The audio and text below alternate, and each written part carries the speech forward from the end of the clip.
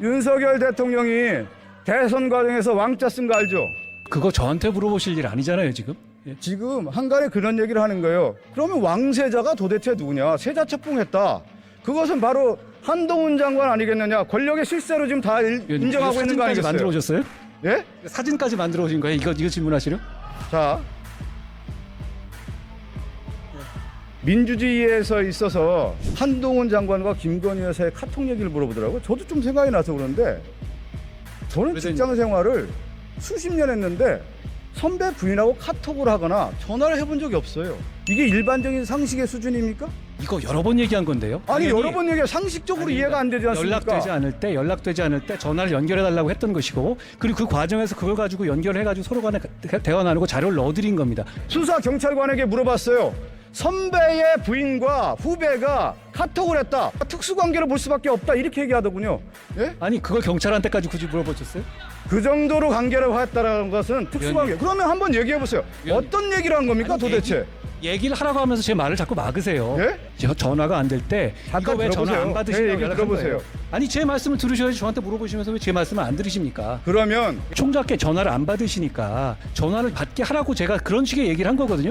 김건희 여사 제가 앞서 생각이 딱 나더라고요. 우리 정청래 위원이 한동훈 장관과 김건희 여사의 카톡 얘기를 물어보더라고요. 저도 좀 생각이 나서 그런데 저는 직장 생활을 수십 년 했는데 선배 부인하고 카톡을 하거나 전화를 해본 적이 없어요. 이게 일반적인 상식의 수준입니까? 위원님, 이거 굉장히 얘기해 오래된 보세요. 얘기고요. 사적인 관계에서 얘기한 겁니까? 아니면 공적인 관계에서 얘기한 겁니까? 아까 제가 말씀드렸죠. 저 이거 대부분의 경우가 아니 그냥 사실을 얘기해 주세요. 제가 얘기하잖아요. 예, 예. 윤석열 당시 총장과의 얘기를 한 것이라는 걸 분명히 얘기 드렸고요. 그렇죠? 아니 위원 아니 그 카톡을 김건희 여사랑 카톡했는데 총장하고 얘기한 겁니까 그게? 이거 여러 번 얘기한 건데요. 아니 당연히 여러 번 얘기해 상식적으로 아닙니다. 이해가 안 되지 않습니까? 연락되지 않을 때 전화를 연결해 달라고 했던 것이고, 그리고 그 과정에서 그걸 가지고 연결해 가지고 서로 간에 대화 나누고 자료를 넣어드린 겁니다. 그거 이상할 게 하나도 없습니다. 위원님, 잠깐만 하나 상식적으로 여쭤볼게요. 그러면 하나만 더 질의할게요. 생각하기에요? 그러면 한동훈 장관 부인하고 후배 검사가 지금 보고하고 그렇습니까? 장관에 대한 얘기를 합니까? 위원님, 그게 그렇게 일반화해 가지고 얘기하시는 아니 문제는 일반화가 아니고요. 아니라 저는 만약에 제가 검사나든가 수사 경찰관에게 물어봤어요. 선배의 부인과 후배가 카톡을 했다. 이걸 어떤 관계라고 보았느냐? 아주 밀착 관계라든가 특수 관계를 볼 수밖에 없다. 이렇게 얘기하더군요. 검사였기 때문에 한번 여쭤보는 겁니다. 아니 그걸 굳이 경찰한테까지 물어보셨어요? 예? 아니 그걸 경찰한테까지 굳이 물어보셨어요? 그 정도로 관계를 했다는 것은 특수 관계. 그러면 한번 얘기해 보세요. 위원님. 어떤 얘기를 한 겁니까 아니, 도대체? 얘기를 하라고 하면서 제 말을 자꾸 막으세요. 예? 얘기를 하라고 하면서 말을 막지 마시고요. 예, 하세요. 제가 말씀드린 예. 것처럼 이 332회라는 그거 자체가요. 이걸 한 줄 한 줄까지 다 친 거거든요. 그러면 한 번의 대화가 이게 굉장히 많은 대화의 양이 아니에요. 그리고 그 내용을 가지고 저는 매일 아침에 당시에 조국 사건하고 삼성 사건하고 국정농단 사건에서 매일 당시에 좌천 갔음에도 불구하고 그럼에도 불구하고 계속 보고를 하던 상황이었어요. 잠깐만 그러면요. 거기서 연락이 안 될 때 있어서 아니 제가 질의를 할게요. 몇번 연락한 게 답변을 하세요. 전부거든요. 잠깐만요.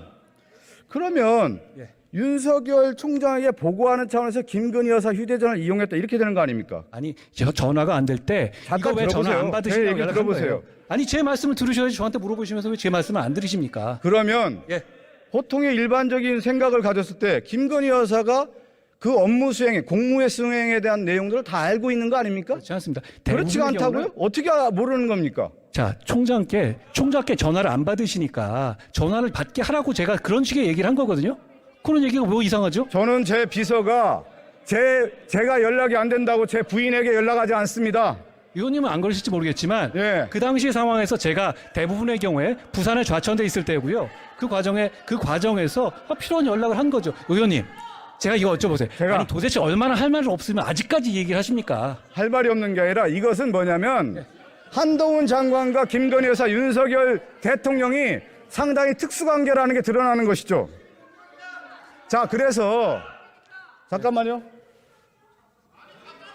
예. 김건희 여사 사건이라고 하는 것이 저는 수사가 제가 아니 잘 안 들어보세요. 들려가지고요. 앞으로도 예? 이것은 잘안 진화하는 다시 거예요. 진화. 생명이에요. 생명. 수사도 생명이라고 들어요. 그래서 제가 이 순간에 김건희 여사 이렇게 뭉갠다고 해서 앞으로 이것이 뭉개질 수 없다라는 문제를 제가 지적하고자 하는 겁니다. 그래서 제가 그 얘기를 드리고 싶습니다, 지금. 예. 권력의 향보에 따라서 수사가 달라져서는 안 된다. 그것이 한동훈 장관이 그걸 알아야 된다는 말씀 드리겠어요. 위원님, 제가 지금까지 했던 수사 중에서 모두 권력에 야합하거나 누구 봐준 수사 있다는 얘기 들어보셨어요? 저는 그렇게, 자, 하나만 더 여쭤볼게요. 윤석열 대통령이 대선 과정에서 왕자 쓴 거 알죠? 위원님, 그거 저한테 물어보실 일 아니잖아요, 지금. 예. 지금 한간에 그런 얘기를 하는 거예요. 그러면 왕세자가 도대체 누구냐? 세자책봉했다. 그것은 바로 한동훈 장관 아니겠느냐? 권력의 실세로 지금 다 위원님, 인정하고 이거 있는 거 사진까지 아니겠어요? 만들어 오셨어요? 예? 사진까지 만들어 오신 거예요? 이거 질문하시려? 자,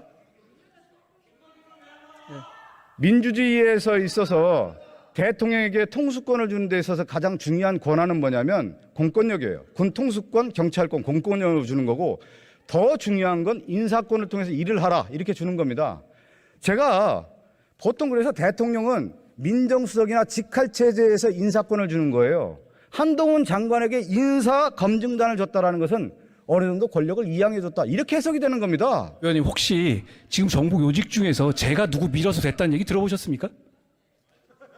인사가 비밀 이해되는 거거든요. 어?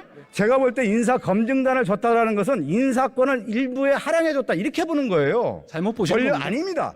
권력의 관계에 있어서는 인사권을 줬다라는 것은 막대한 권한을 줬다 이렇게 보는 겁니다. 한동훈 장관이 그렇기 때문에 저는 실세라고 보는 겁니다. 많은 사람들이. 그리고 또 하나 결국 제가 얘기한 거잖아요.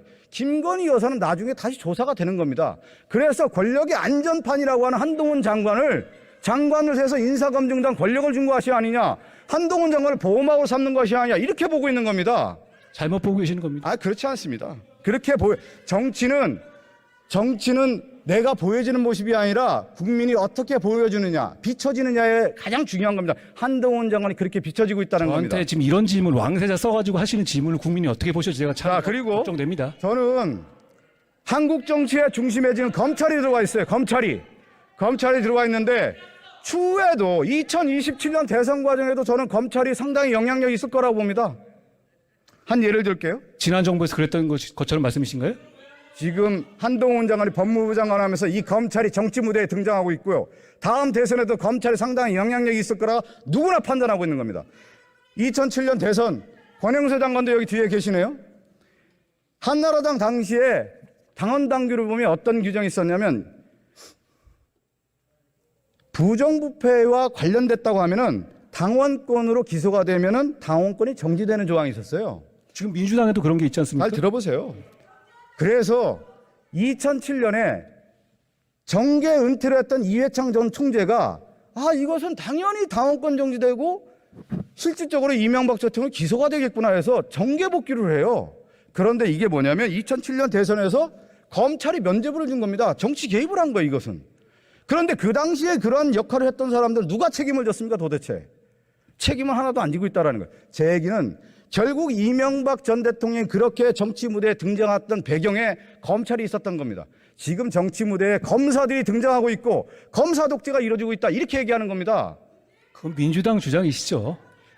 제가 그럼 하나 질의를 할게요. 독재와 민주주의의 차이가 뭡니까, 한 장관님? 위원님, 검사 독재란 말은 도대체 어디서 나오는 얘기입니까? 제가 드리는 말씀이에요. 독재와 민주주의의 차이가 뭡니까? 의사결정의 정당성을 헌법과 법률에 따르는 것이 민주주의죠. 가장 결정적인 건 뭐냐면요. 민주주의와 독재의 차이는 임기가 있느냐, 책임을 짓느냐, 안 지냐는데 지금의 검사들을 책임지지 않는 모습이 있다. 제가 그 얘기를 결정적으로 드리는 거예요. 김건희 수사를 제대로 하지 않았을 때 이 책임은 도대체 누구에게 있느냐, 이 말씀을 드리는 겁니다. 마지막으로 하나, 저는 한동훈 장관이 이제 본격적인 정치 무대에 들어갔고 정치를 할 거라고 봅니다.